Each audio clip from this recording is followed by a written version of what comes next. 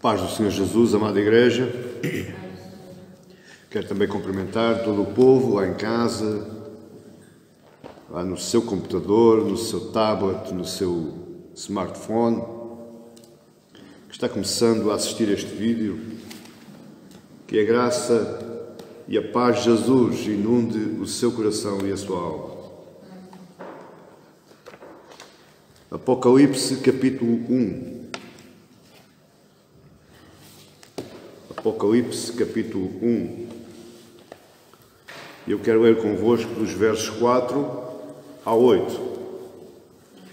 Apocalipse capítulo 1, dos versos 4 ao 8. E com este texto eu queria dar seguimento ao nosso estudo sobre este livro. Vamos já na terceira mensagem. E queria pensar sobre a carta da prisão. A carta da prisão. Apocalipse capítulo 1, verso 4 ao 8. João, às 7 igrejas que se encontram na Ásia, graça e paz a vós outros, da parte daquele que é, que era e que há de vir, da parte dos 7 espíritos que se acham diante do seu trono, da parte de Jesus Cristo, a fiel testemunha, o primogênito dos mortos e o soberano dos reis da terra, aquele que nos ama e que pelo seu sangue nos libertou dos nossos pecados e nos constituiu reino, sacerdotes para o seu Deus e Pai. A Ele a glória e o domínio pelos séculos dos séculos. Amém. Eis que vem com as nuvens, e todo o olho verá, até quantos o trespassaram, e todas as tribos da terra se lamentarão sobre ele, certamente. Amém. Eu sou o Alfa e o Ômega, diz o Senhor Deus, aquele que é, que era e que há de vir, o Todo-Poderoso. Amém? Só até aqui. Que o Senhor Deus possa aquietar as nossas almas, preparar os nossos corações, libertar as nossas mentes, levando cativos os nossos pensamentos, para que nós possamos receber toda a palavra que foi aqui hoje falada. E que esta palavra seja uma palavra de renovo, uma palavra de água fresca, que nos sacia a nossa sede de Cristo, a nossa sede de Deus. Senhor, que o abrir dos meus lábios e o meditar do meu coração sejam, Senhor meu Deus, agradáveis na Tua presença, para a Tua honra e para a Tua glória. Em nome do Teu Filho amado Jesus. Amém. A carta da prisão. Nós não podemos, e como é hábito meu já, e o meu irmão já está habituado com isso, nunca poderemos mergulhar no estudo de um livro sem antes submetermos a nossa atenção a algumas coisas, nomeadamente o contexto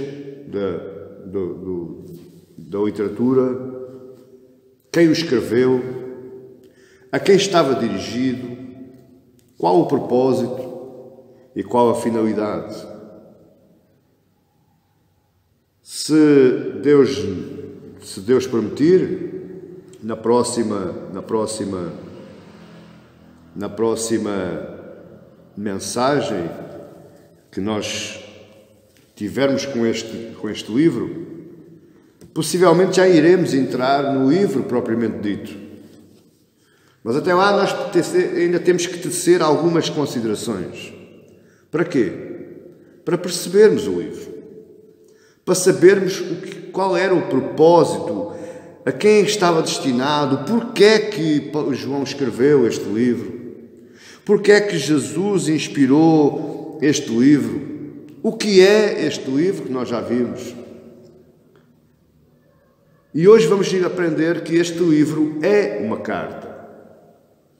Não é um livro de especulação enigmática, de inventos futuros. Não é um livro cheio de chaves místicas acerca do futuro. Não é um livro que tente explicar os eventos naturais que acontecem nesta terra. Não é um livro que nos tente explicar os eventos naturais que nos acontecem na nossa própria vida. Não. Este livro é uma carta. É uma carta que o apóstolo, o último dos apóstolos vivos, escreveu a um determinado número de igrejas. Portanto, esta carta é uma carta pastoral. E eu intitulei este tema de hoje a Carta da Prisão, porque João escreve este livro, esta carta, enquanto estava preso. Deixe-me fazer duas perguntas antes de entrarmos na nossa conversa. O que é que você faria se estivesse privado da sua liberdade? O que é que você faria se você estivesse preso num cárcere? Como é que você iria investir o seu tempo enquanto privado da sua liberdade? Como eu disse, João, ao escrever este livro, ele estava preso na ilha de Patmos. Esta prisão não estava sendo agradável, porque dizem alguns historiadores que na ilha de Patmos João passava o seu dia partindo pedra e carregando pedra. João já estava com cerca de 70 a 80 anos na ilha de Patmos. Este livro foi escrito em meados, no final do primeiro século, caminhando para o segundo. Foi imposto a João pelo Espírito Santo. Foi imposto a João por Deus que ele investisse o seu tempo escrevendo estas cartas. Para quê? Porquê? Ele escreveu estas cartas às igrejas perseguidas da província da Ásia Menor. Está aí no verso 11. Éfeso, Esmirna, Pérgamo, Tiatira, Sardes, Filadélfia, Laodiceia. João escreve este livro a estas 7 igrejas, a este conjunto de irmãos nossos que estavam sendo perseguidos e de dura perseguição. Muitos são os homens e as mulheres cristãs que investem o seu tempo, ora lendo, ora escrevendo. E glória a Deus por isso. Porquê? Porque a escrita ou a leitura, ela previne a loucura daqueles que optam por aproveitar o seu tempo desta forma. Por outras palavras, aqueles que estão privados de liberdade, aqueles que têm um rasgo de inteligência, eles vão investir o seu tempo ora na leitura, ora na escrita. E nós temos provas dessas ao longo da história cristã, desde João, desde Paulo, até aos dias de hoje. Existem obras magníficas que foram escritas na prisão. Não só os apóstolos, não só os evangelistas, mas toda a classe cristã que tem sido alvo de privação de liberdade, eles optam por ler e escrever. E daí têm saído belas obras. As mais belas cartas e as mais especiais que a Bíblia contém foram escritas por Paulo enquanto prisioneiro, tanto na primeira prisão como na segunda prisão. Efésios, Filipenses, Colossenses, Filemon e Timóteo são algumas das joias que a Bíblia contém, escritas pelo punho, pela pena de Paulo, enquanto encarcerado nas masmorras de Roma. Principalmente a primeira e a segunda Timóteo. A segunda Timóteo, eu, quando leio a carta inteira de uma vez só, é raro a vez que as lágrimas não vêm aos olhos. Porque é uma carta extremamente sentida de alguém que está preso, privado da sua liberdade, está sofrendo e sofrimento grave, doloroso, penoso, mas ele escreve uma das cartas mais bonitas a Timóteo, ao seu filho na fé. Agora imagine, se Paulo nunca tivesse sido preso, nós nunca poderíamos usufruir, desfrutar destes tesouros. Porquê? Porque Paulo não precisava de escrever e ele ia lá. Você entende? E assim ele escreveu, porque ele estava preso. Ele sentiu necessidade. Você veja as orações que Paulo faz, por exemplo, na carta de Efésios. Orações pelos seus irmãos, orações pelos seus filhos na fé, embora estivesse preso. Muitos de nós, amada igreja, se estivéssemos presos, não estávamos nem para aí virados para Deus. Antes, pelo contrário, estávamos acusando de Deus da nossa situação atual. Mas estes homens, eles optaram por escrever. Optaram por nos deliciar a nossa alma através do seu punho e da sua pena. João, quando se viu preso, ele nos jogou o livro do Apocalipse. Apesar de ser estranho a leitura do Apocalipse, e a leitura do Apocalipse é uma leitura estranha, é uma leitura medonha. Eu considero assim a frio quando eu li pela primeira vez o Apocalipse, e antes de começar agora a estudar para trazer para vós o que é o Apocalipse, para mim o Apocalipse era como uma ficção científica com terror à mistura. O livro do Apocalipse faz qualquer pessoa perder a vontade de mexer na Bíblia. Aliás, ao longo destes 30 e poucos anos, não foram poucos os que me disseram: pastor, a Bíblia eu já li toda, mas o Apocalipse não. Mete medo. Eu quando leio o Apocalipse tem que ser de manhãzinha, porque se eu ler à noite eu vou ter pesadelos.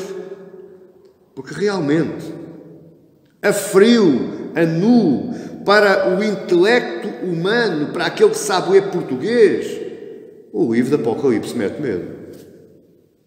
Serpentes a vir do mar, dragões com 10 cabeças, 7 chifres, ou 7 cabeças e 10 chifres, coisas assim. É claro que isto parece que nós estamos a caminhar para um filme do Steven Spielberg.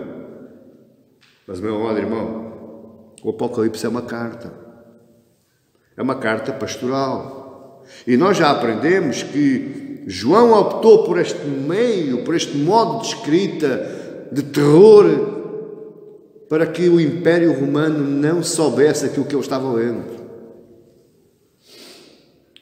Mas para aqueles cristãos para quem ela foi dirigida, nós vamos ver que esta carta era como se lhe dessem um copo de água fresca em pleno verão de calor. O Apocalipse é uma carta. E veja os elementos que compõem a introdução deste livro. Por exemplo, aí no verso 4. João, ele tem o nome do autor. Às 7 igrejas que se encontram na Ásia, ele tem o destinatário, portanto tem o autor, que é João, e tem o destinatário, às 7 igrejas. Tem a saudação inicial, graça e paz a vós outros, e tem a bênção apostólica. E se você for ao capítulo 22, verso 21, ou seja, o último versículo da Bíblia, você vai ver que a carta é fechada com doxologia, ou seja, uma palavra de louvor ao Senhor, uma palavra de bênção, que ele diz: a graça do nosso Senhor Jesus seja com todos. Ele termina esta carta com uma doxologia. Ele começa com o autor, ele tem o destinatário, ele tem a saudação inicial e tem a bênção apostólica, e no final ele tem a conclusão da carta em forma de doxologia. A estranheza que nós sentimos quando lemos esta carta hoje, porque parece que esta carta não nos diz respeito nenhum.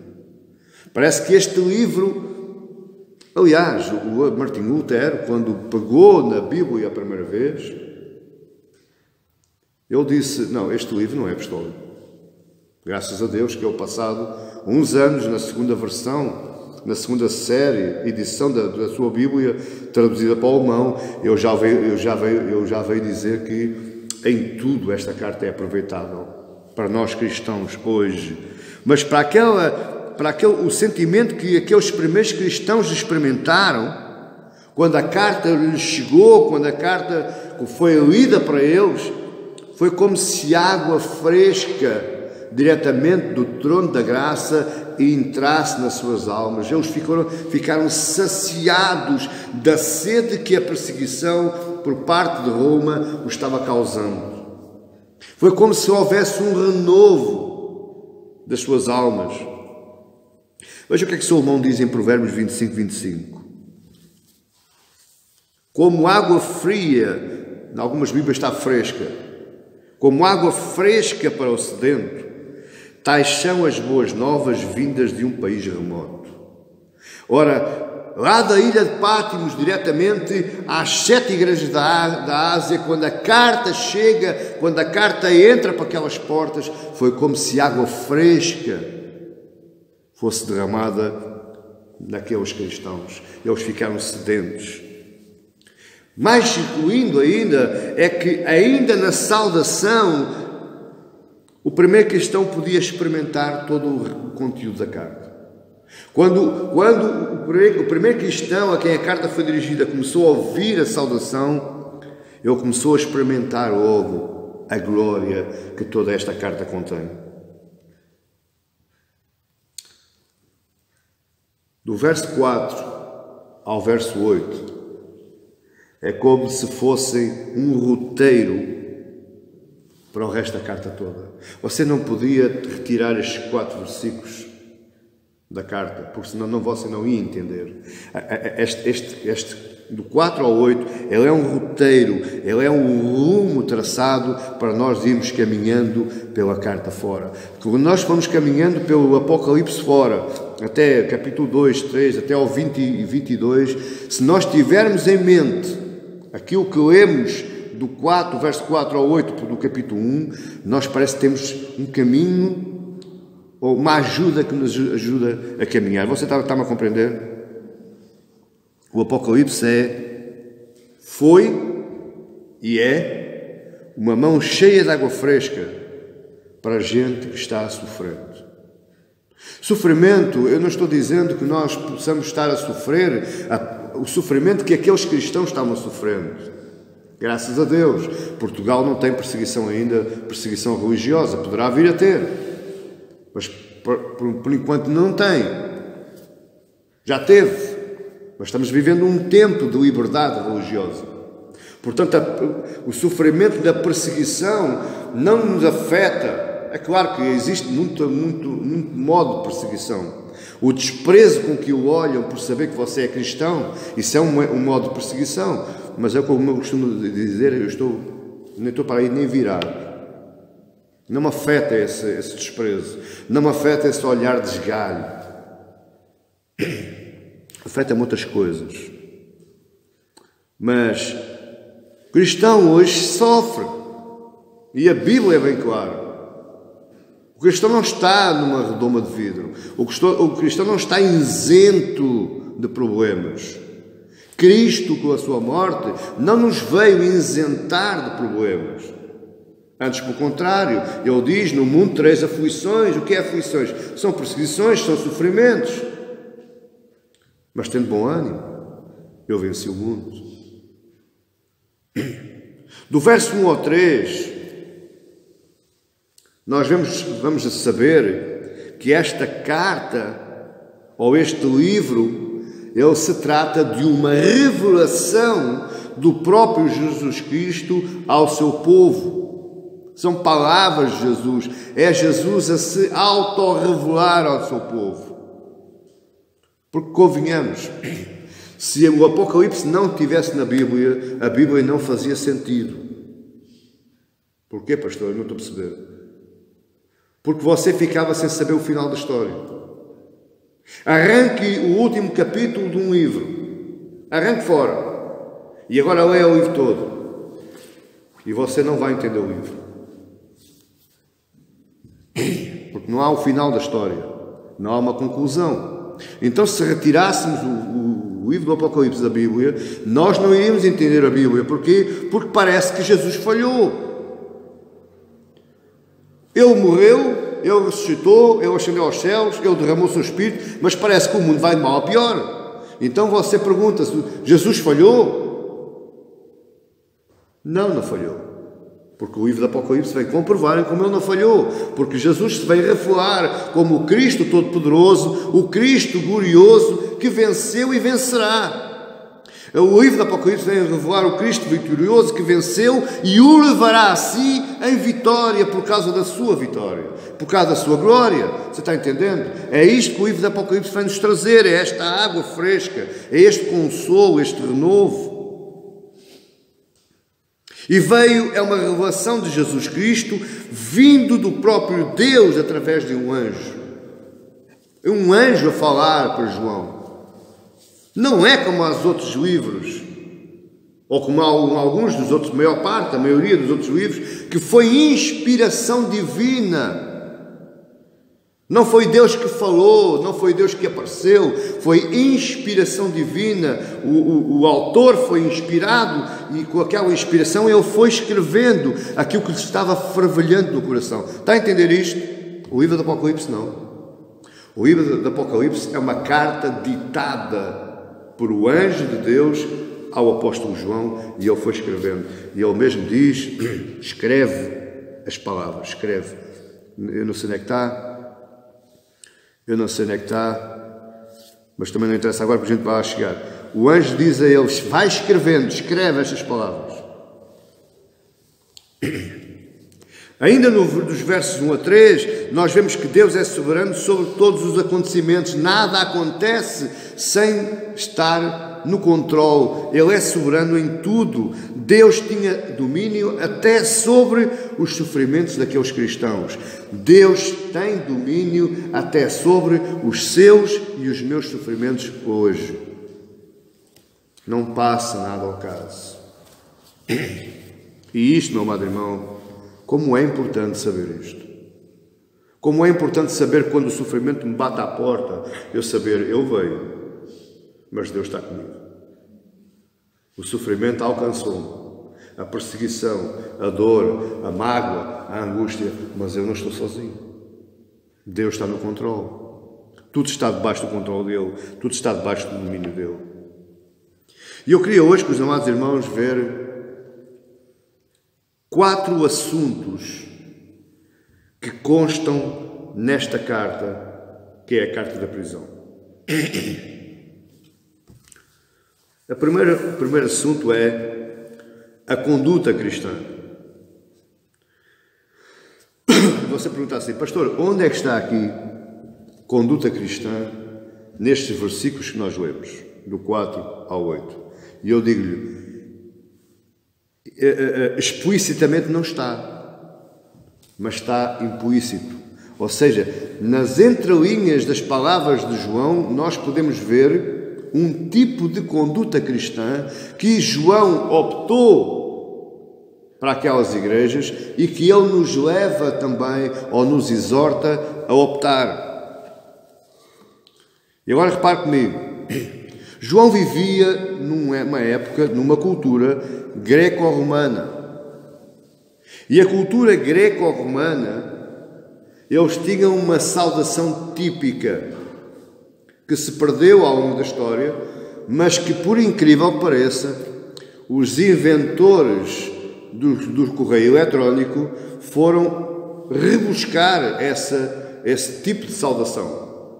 E a saudação típica da cultura greco-romana foi aquela que João optou, que é autor, destinatário e resumo do assunto.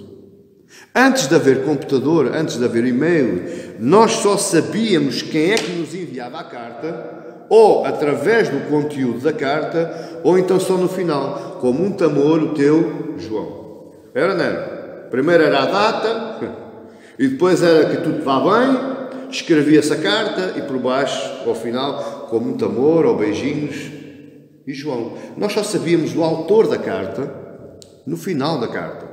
Ora, João, ele começa escrevendo a carta com uma saudação típica daquela época, daquela cultura greco-romana. Autor, João, às 7 igrejas, destinatário, e o resumo da carta que depois vem a seguir até o verso 8, que é o exemplo do e-mail. Ele nos leva, com essa tipificação, com essa saudação típica que ele utilizou, ele nos leva a fazer perceber que o cristão deve exalar sempre o perfume de Cristo em tudo o que ele fizer. Pastor, não percebi. Veja. A introdução mostra claramente a todo o mundo que esta carta foi escrita por alguém diferente. Porque a partir do verso 4, a partir de metade do verso 4, ele diz: graça e paz a vós outros da parte daquele que é, que era e que há de vir. Ele não deu a bênção apostólica em seu próprio nome. Ele não se intitulou eu, apóstolo João. Ele não fez nada disso. Ele não fez como fazia Paulo. Eu, Paulo, apóstolo de Jesus Cristo, pela sua graça. Ele também não fez isso. Ele começou a sua carta como João, uma simplicidade. Ele não se exaltou. Ele não disse: quem vos está a escrever é o último apóstolo vivo. É aquele que deitava a cabecinha no ombro esquerdo de Cristo. Quem me está a escrever é aquele que Jesus mais amava. Ele não fez nada disso. E isto me leva a perceber que a conduta cristã tem que primar pela humildade. A conduta cristã tem que primar por aquilo que eu faço aos outros. Se João tivesse começado esta carta com essa autoexaltação, possivelmente a carta não iria ser bem recebida. E ele começa esta saudação com humildade. João, às 7 igrejas que se encontram na Ásia, graça e paz a vós outros.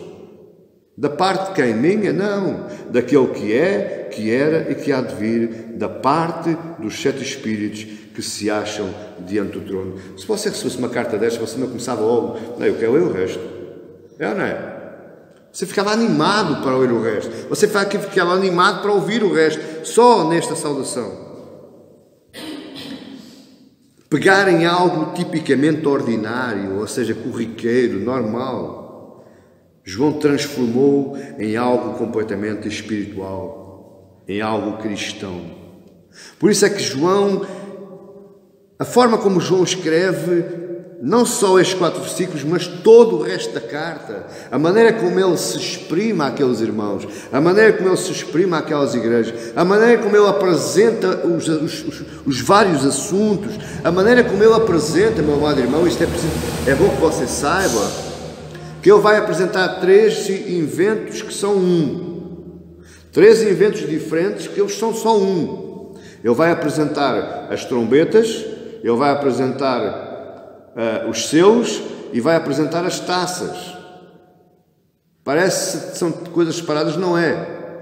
Porque as trombetas são alertas, os selos é aquilo que vai acontecer e as taças é o derramamento da ira de Deus sobre quem não obedece aos selos. Você está entendendo? São 3 inventos num, mas mesmo ele apresentando os 3 inventos, ele apresenta estes inventos com amor, com disponibilidade humilde.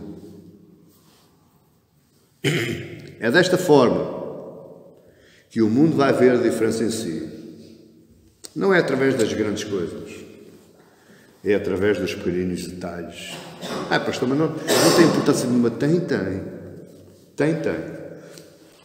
Pode não ter muita importância para si, mas tem importância para o outro. Aquele que vê aquilo que você faz, aquilo que você diz, como é que você age, como é que você anda. Veja o que é que Paulo vai falar em Colossenses 3,16. E vai falar sobre este tipo de humildade, sobre este tipo de conduta cristã. Habite ricamente em vós a palavra de Cristo. Instruí-vos e aconselhai-vos mutuamente em toda a sabedoria. Paulo está aqui a dizer que não há mestres, não há uns que sabem, não. Instruí-vos e aconselhai-vos mutuamente. Porquê? Porque vocês são todos iguais. Em toda a sabedoria. Louvando a Deus com salmos e hinos e cânticos espirituais. Como? Com gratidão em vosso coração. Agora olha o 17. E tudo o que fizerdes, seja em palavra, seja em ação, fazei-o em nome do Senhor Jesus, dando por ele graças a Deus Pai. Foi ou não foi o que ele fez aqui no início da carta? Ele disse: a graça e a paz a vós outros da parte que era e que há de vir da parte dos sete Espíritos que se acham diante do seu trono, da parte de Jesus Cristo, a fiel testemunha, o primogênito dos mortos e soberano dos reis da terra, aquele que nos ama pelo seu sangue e libertou dos nossos pecados. Veja, ele remete toda a sua obra por palavras, por escrita, ele remete toda a glória, toda a graça a Deus Pai e a Deus Filho e a Deus Espírito Santo, como nós vamos ver. O que é que João nos está ensinando? Com esta saudação que parece puramente normal, parece que não tem nada especial, mas que contém implicitamente um tema muito importante e muito caro para nós. Porque sabe porque é que as igrejas evangélicas estão pagando? Por causa da conduta dos seus membros. Sabe porque é que o mundo não quer aderir ao cristianismo? Porque eles veem a conduta dos membros cristãos.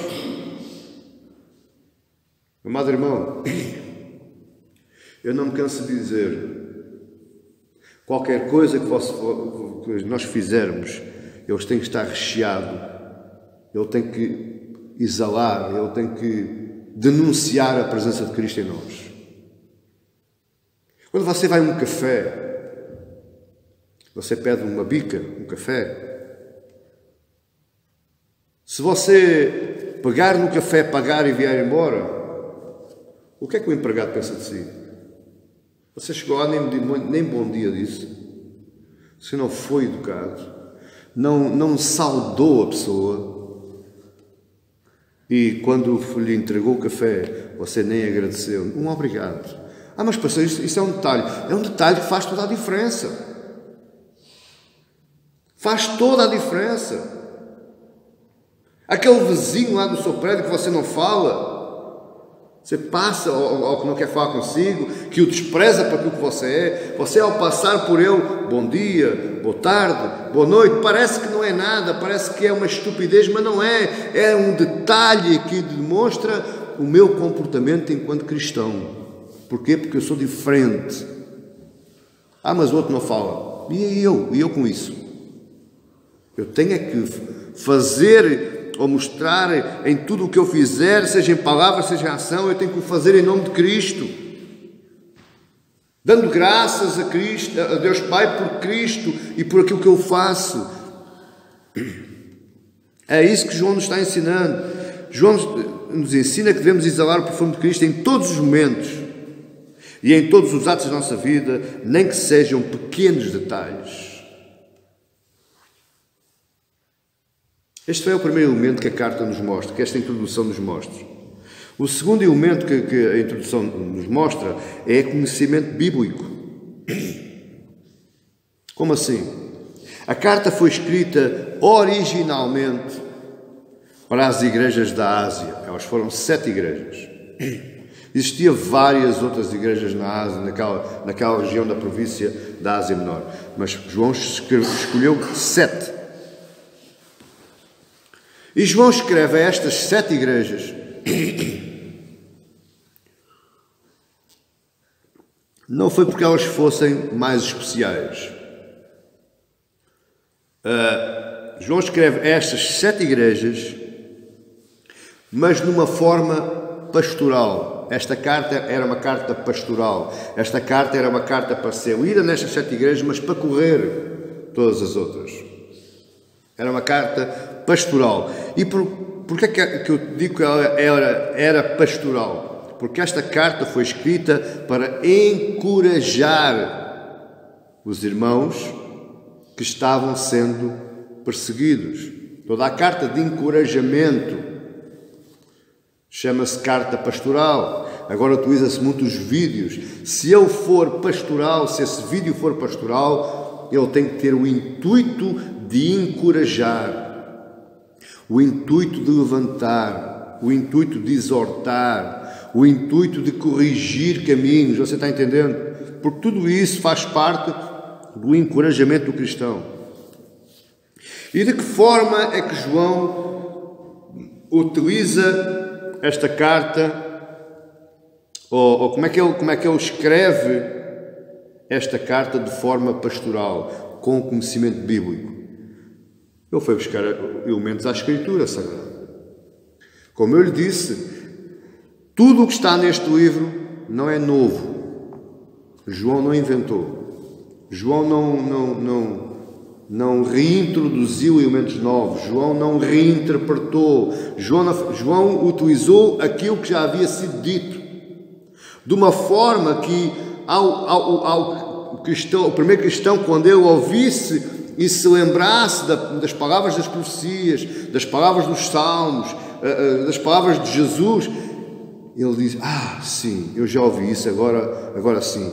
E a coragem se elevava. Você está a entender isto?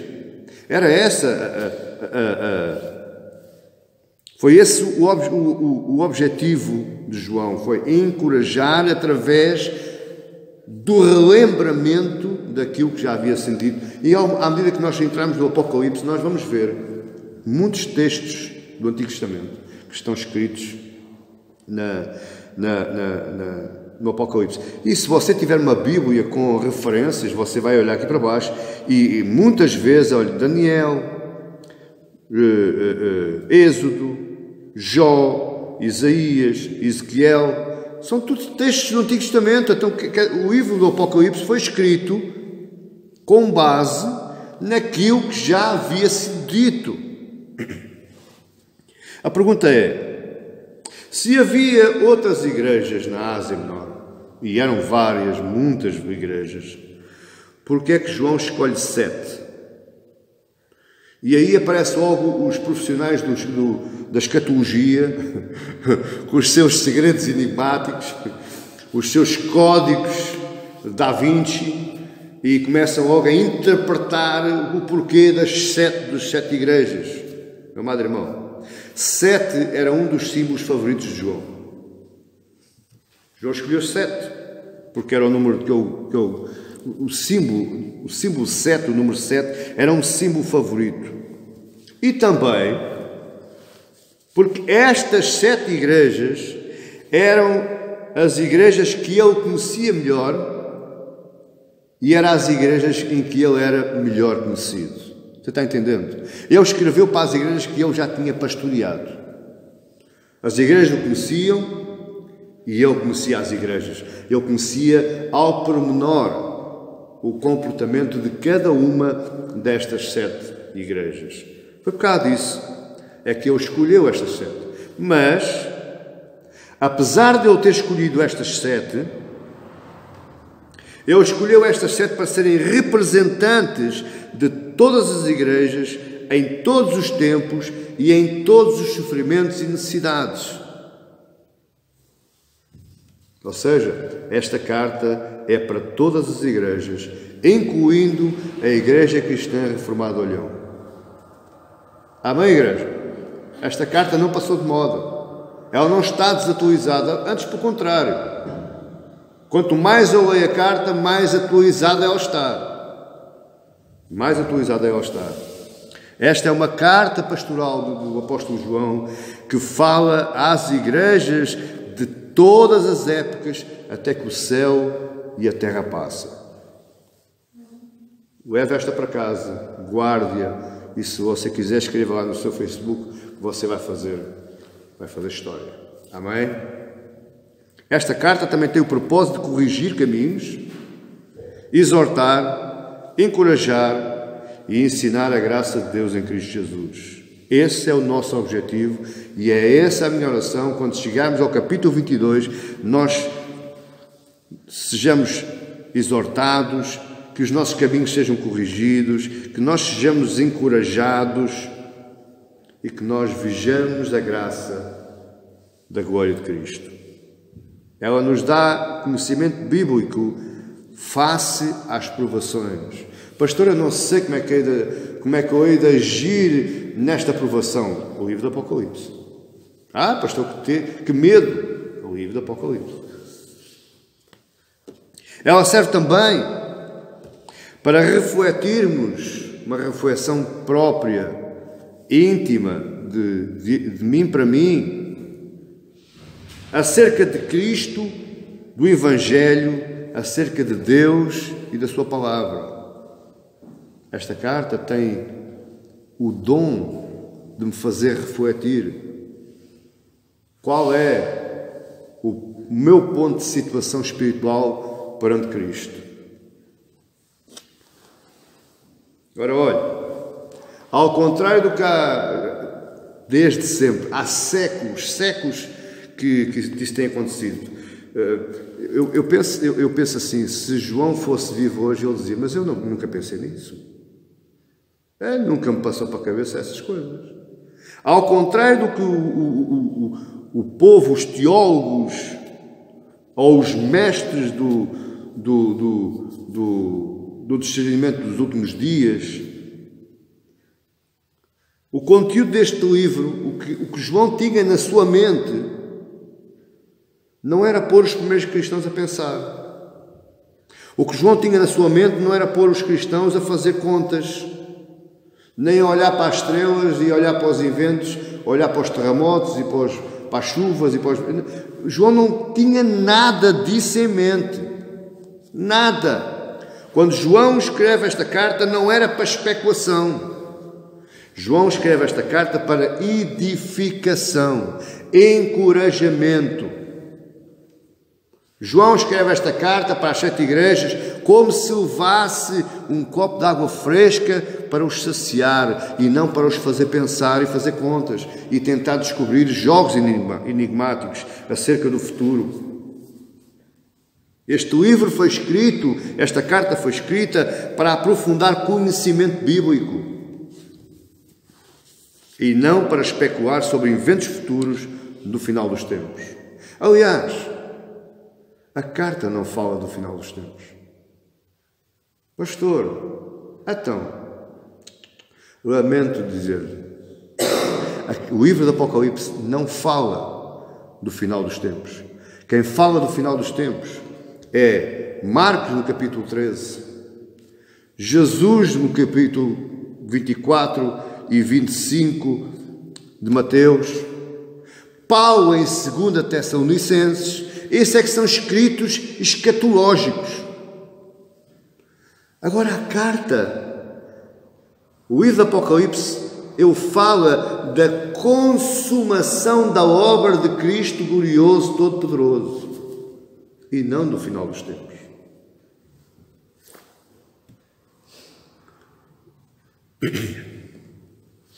A carta nos fala do tipo de conhecimento que devemos ter quando as trombetas de alerta estão sendo tocadas. E olhe, pasme-se, meu amado irmão. As trombetas de alerta, as trombetas de Deus, elas não tocam só no livro do Apocalipse. Elas tocam na sua vida todos os dias.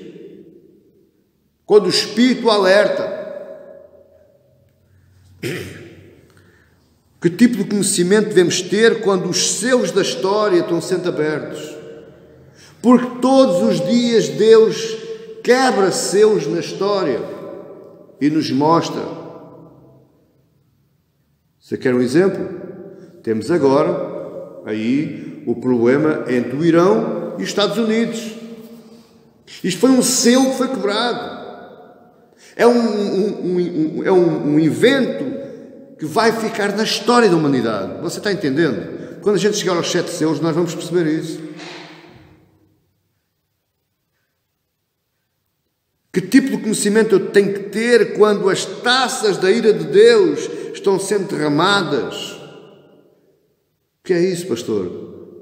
Imagine que num avião vão 300 pessoas. 100 são cristãs, 200 não. O avião cai. Salvou-se alguém? Não, as 300 vão. As 200 que não eram cristãs e as 100 que eram cristãs. O que é que foi isso? Foi cristãos que foram apanhados na taça da ira de Deus. E nós dizemos, mas como é possível? Como é que Deus foi permitir isso? Não sei, meu amado irmão. Pergunta eu. Agora, o que eu sei é que muito cristão piedoso, cristão a sério, é alcançado por uma taça da ira de Deus. E nós temos que ter conhecimento bíblico para perceber, ou pelo menos tentar entender, que existe um propósito de Deus nesse evento. Qual é? Não sei. Eu não sou obrigado a saber tudo. E Deus também não me dá o conhecimento todo, Ele vai-me dando. Agora, o que eu sei é que existe um propósito de Deus.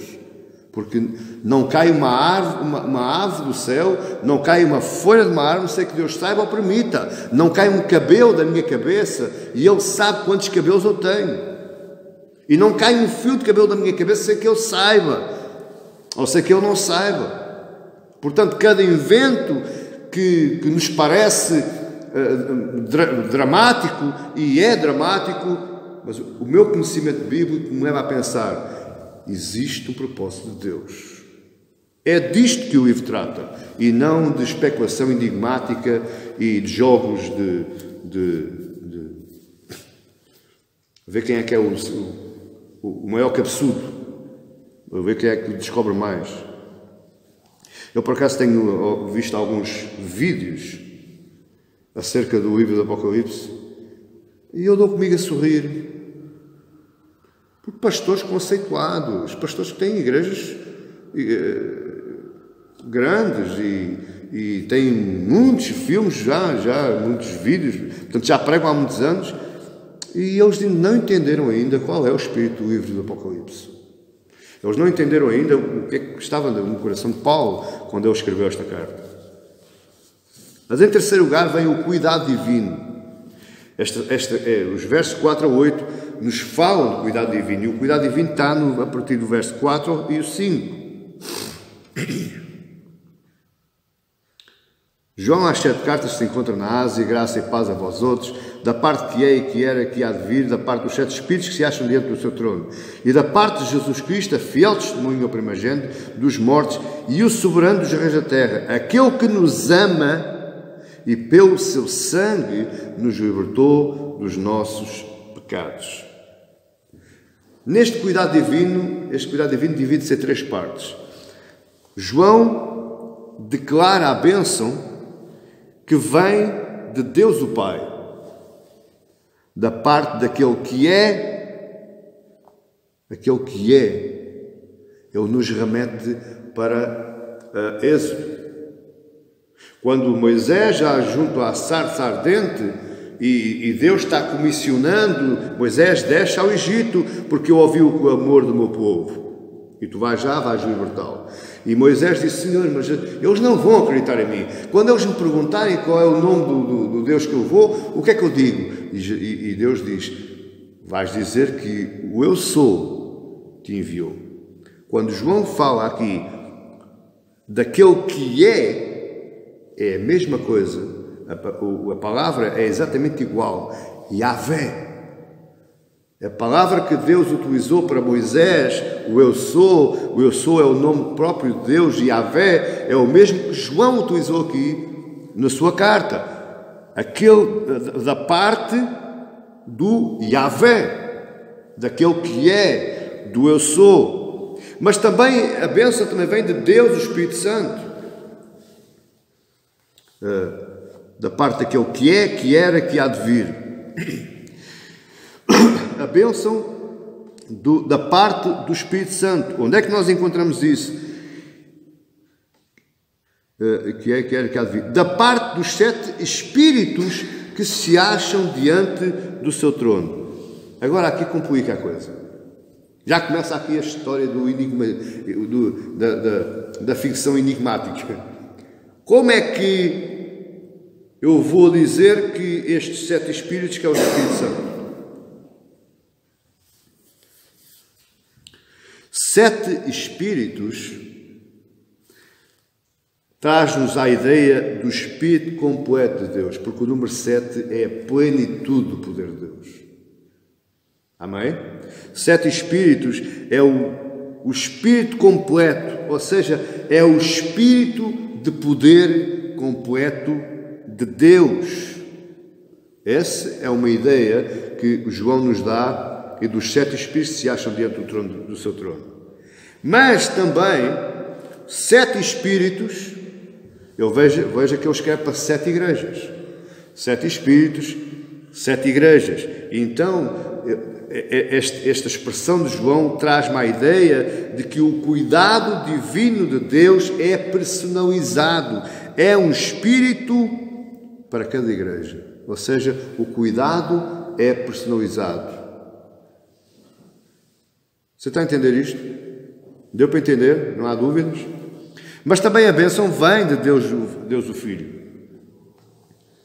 Verso 5. E da parte de Jesus Cristo, a fiel testemunha, o primogênito dos mortos, o soberano dos reis da terra, aquele que nos ama e pelo seu sangue nos libertou dos nossos pecados. Testemunha fiel. Cristo é o Deus agraciador que venceu e que nos faz vencedores. Aquele que nos amou, nos ama e pelo seu sangue nos libertou dos nossos pecados e nos constituiu reino, sacerdotes para Deus e Pai, e a Ele a glória e o domínio por séculos dos séculos. Amém.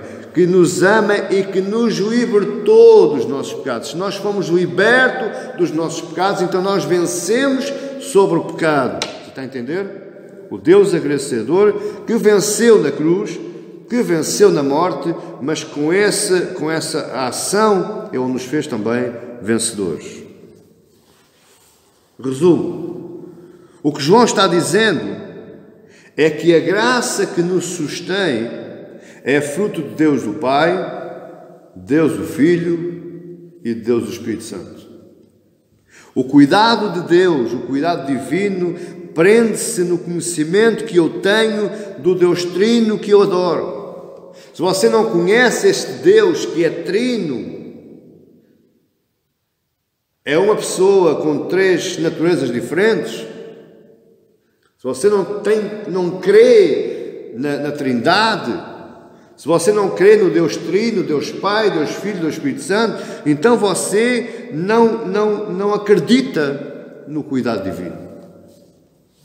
Porque Deus é aquele que era e que há de vir, é o eu sou. O Filho é a testemunha que nos amou e nos libertou dos nossos pecados. É soberano sobre os reis da terra.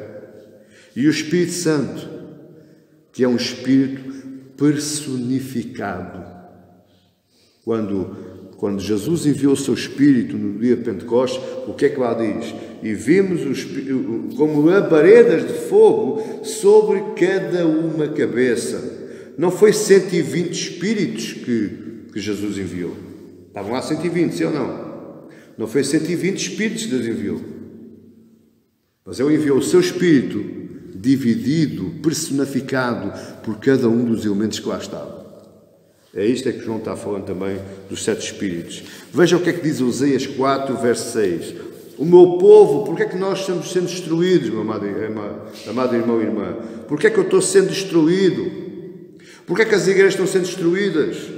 O meu povo está sendo destruído porque lhe falta o conhecimento. Conhecimento de quê? Conhecimento bíblico. De quem é Deus? Quem é Deus Pai? Quem é Deus Filho? Quem é Deus Espírito Santo? Porque tu, sacerdote, rejeitaste o conhecimento, também eu te rejeitarei, para que não sejas sacerdote diante de mim. Visto que te esqueceste da lei do teu Deus, também eu me esquecerei dos teus filhos. O profeta Oséias continua, ele prende-se muito com este assunto do conhecimento.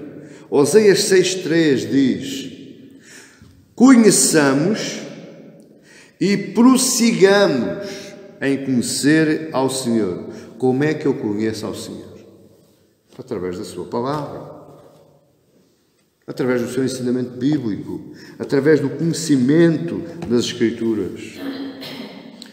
Como a alva, a sua vinda é certa. A vinda de quem? Oséias estava falando de Cristo.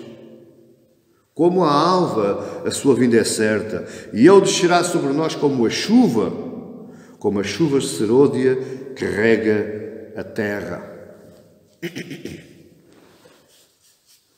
Daniel fala também do conhecimento bíblico.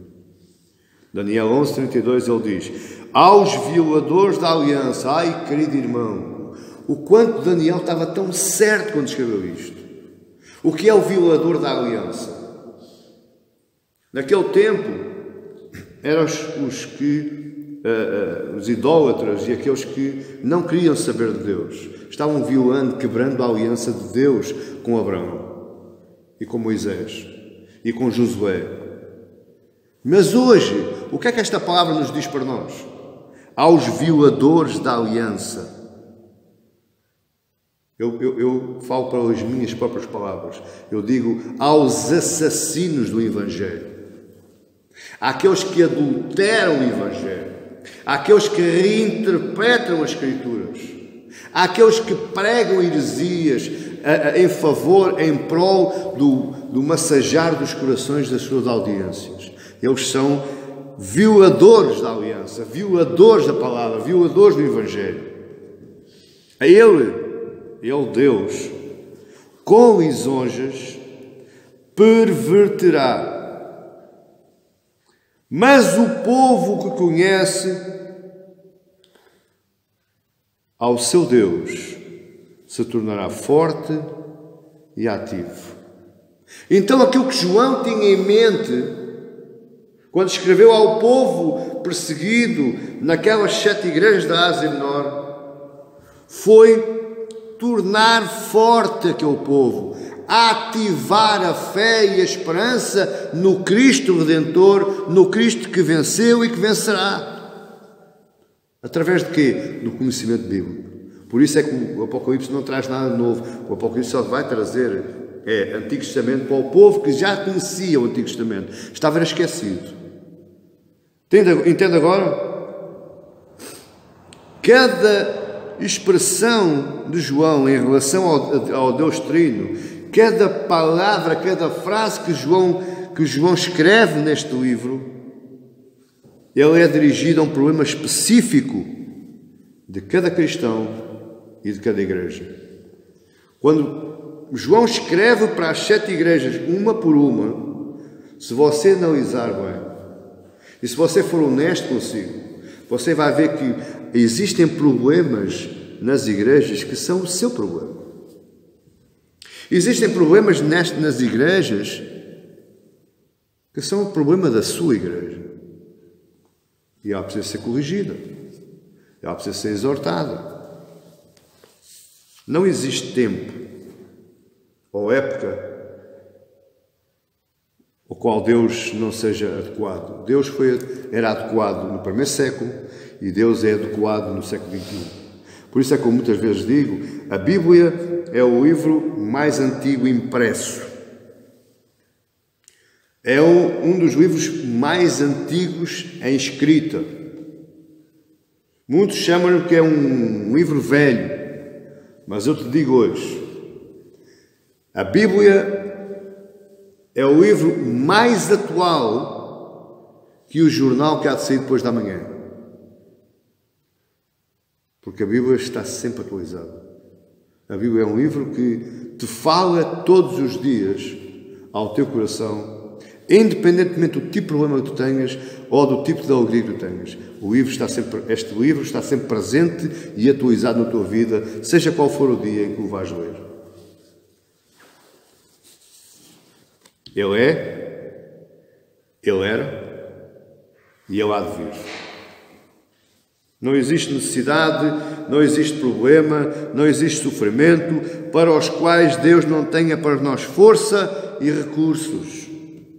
Seja qual for as épocas. Estamos na era da eletrónica. Deus também sabe eletrónica. Estamos na era da informática. Deus também sabe informática. Estamos na era digital. Deus também sabe acerca da era digital. Porquê? Porque quem deu a ciência aos homens foi Deus. Quando é que nós vamos pensar nisso? Quando é que nós vamos deixar de pensar que nós é que somos os experts? Não, nós somos porque Ele era. Nós somos porque Ele é. Nós somos porque Ele há de vir. Cristo é o sustentador de todas as coisas e do seu trono Ele age através dos 7 Espíritos, através da personificação do seu Espírito, individualmente. O meu Espírito é igual ao seu, porque é o Espírito de Deus, mas eu ajudo a si e Ele ajuda-me a mim, em horas diferentes, em sítios diferentes, em nações diferentes. Você está entendendo? O Espírito é o mesmo, mas aonde você estiver, Ele está o ajudando a si, num problema específico seu, e ajuda-me a mim num problema específico meu, embora seja o mesmo. Mas Ele age a partir do seu trono. Cristo me sustenta em todas as coisas. Ele é o soberano sobre o rei da terra. Ele me ama e pelo seu sangue me libertou do meu pecado. Ele me sustenta. Ele me suporta. Olha o que é que Paulo vai falando. Eu estou quase a terminar. Olha o que é que Paulo vai falar num dos textos mais belos. E até parece que Paulo, uns anos antes, ele sabia aquilo que João ia escrever no livro do Apocalipse. Paulo escreveu Romanos no ano 61, 62. João escreveu o Apocalipse no ano 80 a 90 e qualquer coisa, com alguns anos de diferença. Mas o que Paulo vai escrever em Romanos 8, parece que Paulo sabia o que é que João ia escrever no livro do Apocalipse. E daí já você pode ver que o conhecimento bíblico é muito importante. E que nós não podemos especular o livro do Apocalipse, porque ele é uma carta pastoral. Exatamente como Romanos é uma carta pastoral. Os objetivos são idênticos. Quais, pastor? Encorajar, corrigir, exortar, levar ao caminho. Romanos 8, a partir do verso 31.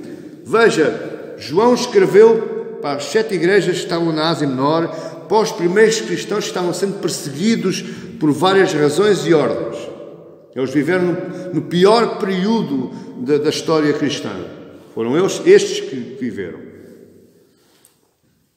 E Paulo escreve à igreja, estava em Roma, ele estava escrevendo à igreja, ele estava em Éfeso, agora não quero mentir, mas não quero inventar, mas ou estava em Éfeso ou estava em Corinto, quando ele escreveu esta carta para Roma, para os cristãos que estavam em Roma.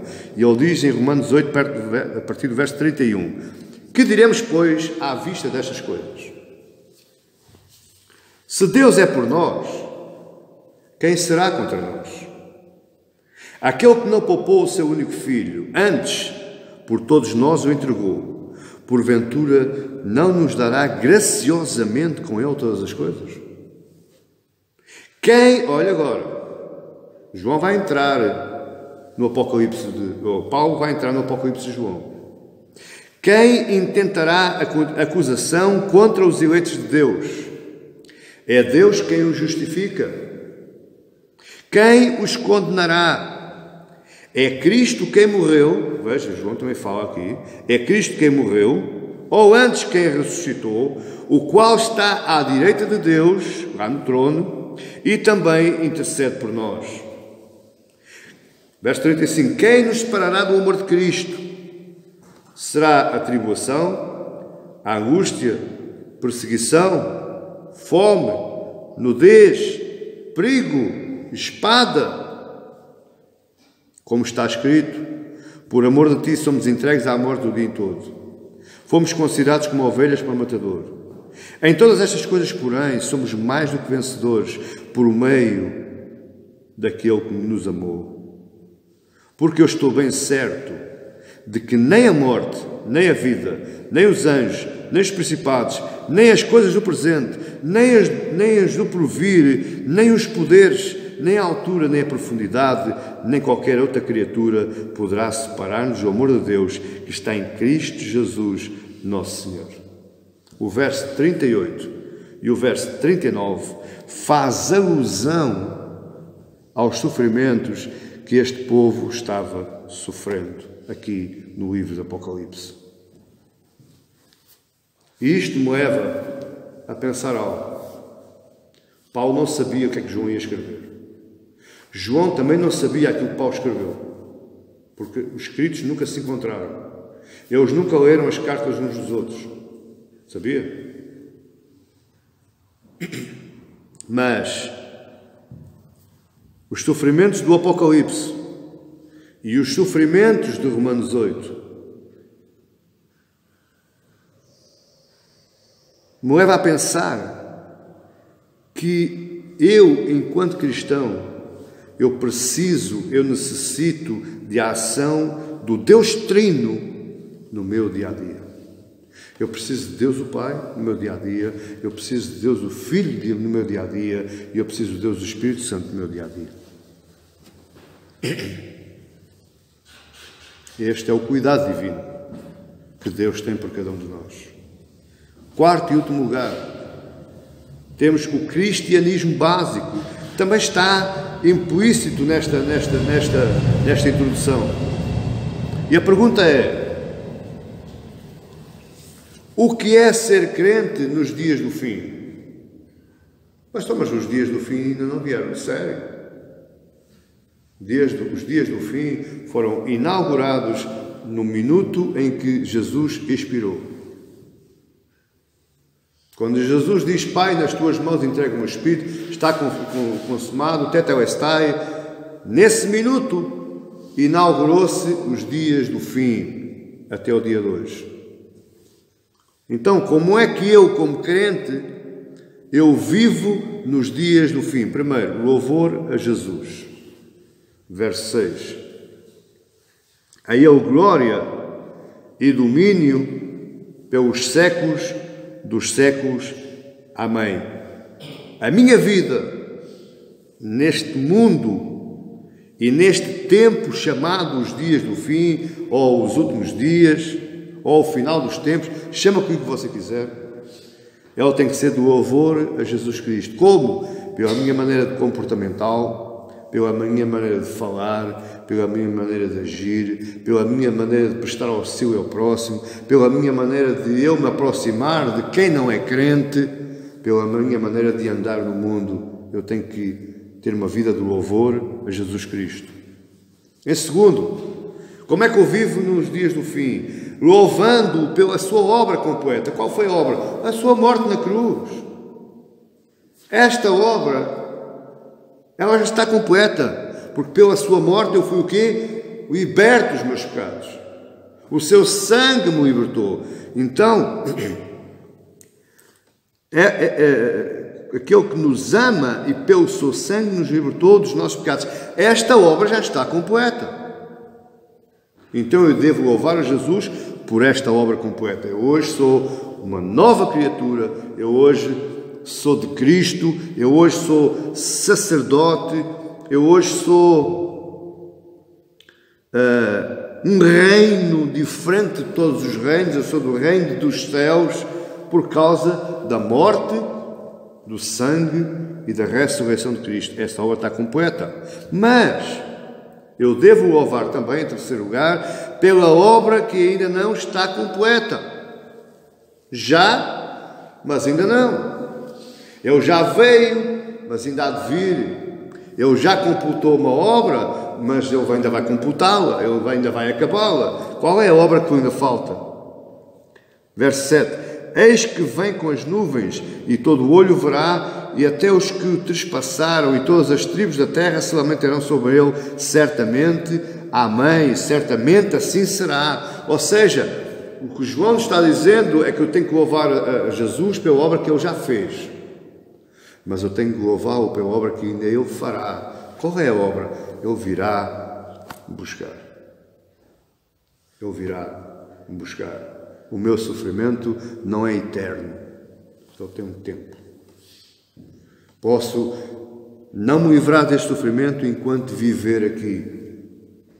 Mas quando eu vier e me levar, o meu sofrimento finda, acabou, não há mais. Então eu tenho que louvar por isso. E isto é ser cristão. Isto, meu amado irmão, isto é cristianismo básico. Muita gente é que não está disponível para isso. Muita gente estás sofrendo, és pecador. Estás sofrendo, olha a tua vida. Jejua, vigia, crente. Quão enganadas as pessoas estão. Sofrimento é bíblico. Que os povos eram cristãos. Mas pastor, mas havia lá muitos cristãos, havia lá cristãos e cristãos. Qualquer. Até o Paulo não era cristão. Paulo não era crente. E ele sofreu. Deus não o isentou. O apóstolo não pode sofrer. E João, velhinho, a carregar, a partir e a carregar pedras, ele não sofreu. Deus não isentou João do sofrimento. Então o cristão sofre. Agora, qual é a minha postura, qual é a minha posição no sofrimento? Louvor a Jesus Cristo, pelo aquilo que Ele é, pela sua obra completa, porque o seu sangue me libertou dos meus pecados e pela obra que Ele ainda vai completar. Ele ainda vai fazer. Louvor, isto é ser cristão. A diferença está no facto de eu ser alvo das taças da ira de Deus. Mas eu estou sendo alvo das taças da ira de Deus. Mas o meu olhar está para aquele que fez a obra e que me virá buscar. Eu não me escandalizo. Você está entendendo? Isto é importante nós entendermos. Se nós não entendemos isso, o Apocalipse não faz sentido nenhum para nós. Eu não me escandalizo quando eu estou lambendo a taça da ira de Deus através do meu sofrimento, através da minha privação, através da minha perseguição, através da minha tristeza, através da minha mágoa, através da minha doença, através da minha fome, através da minha necessidade financeira. Quando eu estou lambendo a taça da ira de Deus num ponto, eu não me escandalizo, eu não abandono Deus. Eu continuo louvando, porque eu sei que Ele ainda vai fazer a obra, Ele fez a obra, vai continuar a fazê-la, e essa continuação de obra é quando Ele me vier buscar, quando Ele me vier libertar, retirar deste mundo de fora. Aí já não vou sentir mais a taça de Deus, antes vou sentir a glória de Deus. Eu vou ser glorificado exatamente igual a Cristo. É isto que o Apocalipse nos quer ensinar. É isto que João nos traz através desta carta. Olha o que é que Paulo diz a Tito. Tito, capítulo 1, verso 1. Paulo, servo de Deus e apóstolo de Jesus Cristo, para promover a fé que é dos eleitos de Deus. Para promover a fé que é dos eleitos de Deus. E o pleno conhecimento da verdade segundo a piedade. Pleno conhecimento da verdade. O que é isso? É conhecimento bíblico. É cristianismo básico.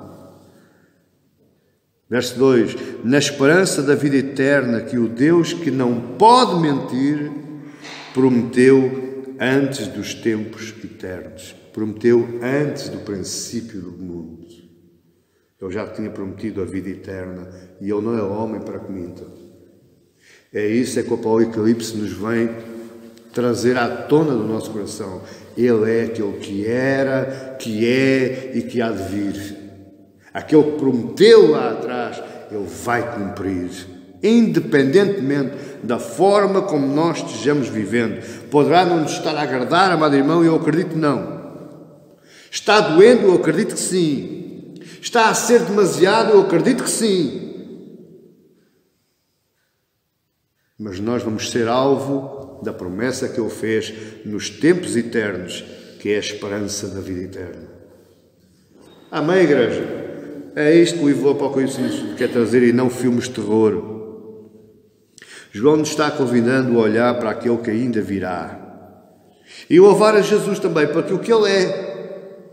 O que é que Ele é? Verso 8. Ele é o Alfa e o Ômega, diz o Senhor Deus. Aquele que é, que era, que há de vir, o Todo-Poderoso. Ele é o princípio e o fim. Ele é aquele que estava lá atrás, antes do princípio dos mundos, e Ele vai ser aquele que vai ficar lá ao frente por toda a eternidade. Ele é o Alfa e o Ômega. Ele é o princípio e o fim. A questão de cristianismo não é quem eu sou ou quem os outros me definem. Eu estou um pouco...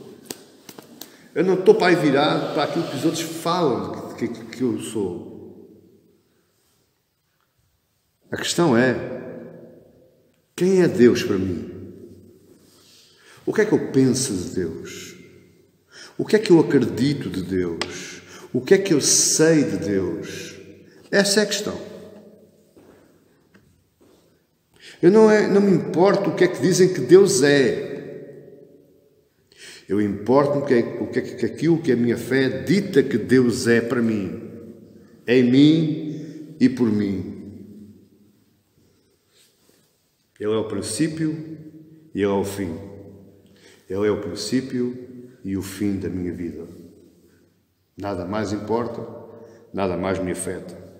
Não existem parâmetros humanos, não existem meios de medição, nem de profundidade, nem de altura, nem de comprimento, nem de largura, para definir ou para medir como Deus é, porque Ele é aquele que era, que é e que há de vir.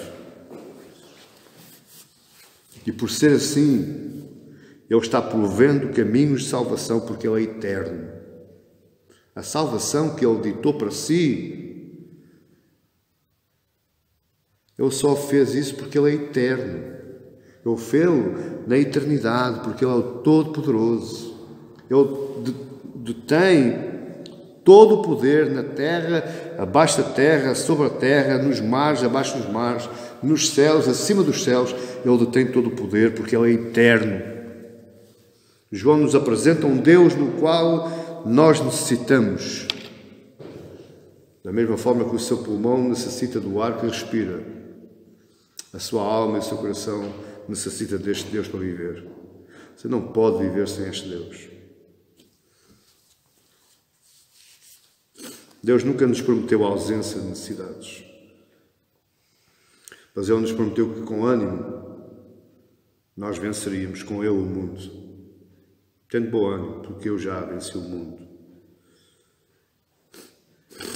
A Bíblia diz que a sua graça, a sua misericórdia se renova a cada manhã. Então tenha coragem. Crie bom ânimo. A noite está chegando. Mas logo, logo, o sol vai abrir outra vez. Embora esteja o céu com nuvens, o céu está para chover, não interessa. O sol está lá. O sol brilha por cima das nuvens, mas ele brilha. É disto que se trata o Apocalipse. E é disto que tão enfaticamente João fala nos versos que nós lemos do 4 ao 8. Ele é o princípio, Ele é o fim da nossa vida. A pergunta é, para nós hoje, como é que eu posso viver mediante a revelação desta carta? O que é que esta carta diz para mim? Como é que eu posso viver analisando esta carta? Como é que eu posso viver mediante esta conduta cristã? Como é que eu posso viver mediante este conhecimento bíblico? Como é que eu posso viver mediante também cuidado divino? Qual é a maneira de viver este cristianismo? Eu tenho algo para lhe dizer hoje. Pela nossa própria força, é extremamente impossível e difícil de viver dessa forma. Mas com Deus a conversa é outra. com Deus se torna fácil, porque Ele é que sustém toda a nossa vida. Olha o que é que Isaías 40, 29 diz: faz forte ao cansado e multiplica as forças aos que não têm nenhum vigor. João 7,38, Jesus diz: quem crer em mim, como diz a Escritura, no seu interior fluirão rios de água viva. Isto são promessas, através do profeta Isaías, que Ele dá força ao cansado, Ele renova a força ao fatigado, Ele nos faz voar como a águia.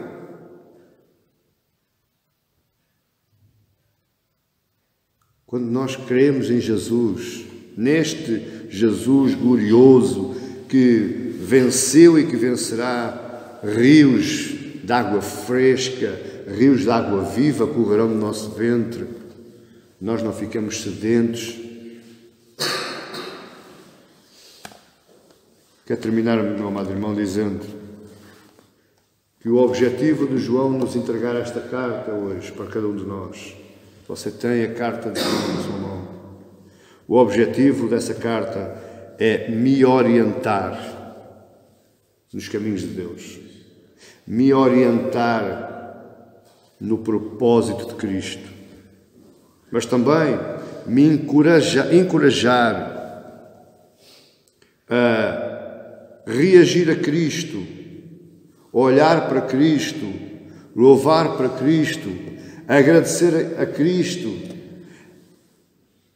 nos melhores e nos meus piores momentos. Jesus é digno de louvor quando eu estou cheio de saúde, como um moço de 10 anos,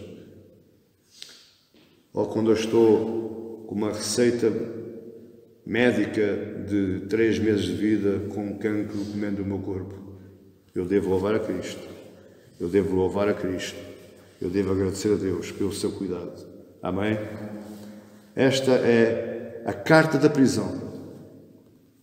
E a minha oração hoje é que você saia daqui encorajado, com a sua fé renovada, com outro fulgor espiritual.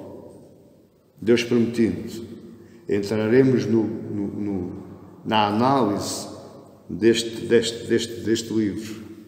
E a cada passo, a cada sermão, eu tenho a certeza que assim como está me empolgando, o vai empolgar assim também. E a você que está lá em casa e que acabou de assistir este vídeo. Amém? Fica de pé. Senhor, eu quero te agradecer. Sem ti era impossível falar sobre este assunto. Sem ti era impossível entrar na mente de João, no propósito de João, inspirado por ti, por meio do teu anjo, percebermos que tipo de livro é este, que tipo de carta é esta, qual o seu propósito, qual o seu objetivo. A minha fé, Senhor, a minha oração esta noite, é que estes meus irmãos que estiveram a ouvir estas palavras, eles sejam tão encorajados como foi aquele povo cristão lá nas igrejas da Ásia Menor. Estes meus irmãos que não saiam daqui com pleno conhecimento bíblico de quem Cristo é, de quem tu és, de quem o Espírito é, e como é que o Deus Trino age na nossa vida, nos encorajando, nos exortando e nos levando ao caminho. Senhor, esse é o nosso propósito. Essa é a minha oração e eu creio que esse é o nosso propósito. Estarmos atentos a estas palavras para que sejamos fortalecidos, para que sejamos ensinados, para que a nossa pujança espiritual seja mais forte e firmada em Cristo Jesus. Meu Pai, te agradeço em nome do teu Filho amado, para a tua honra e para a tua glória, e que Deus os abençoe em nome de Jesus.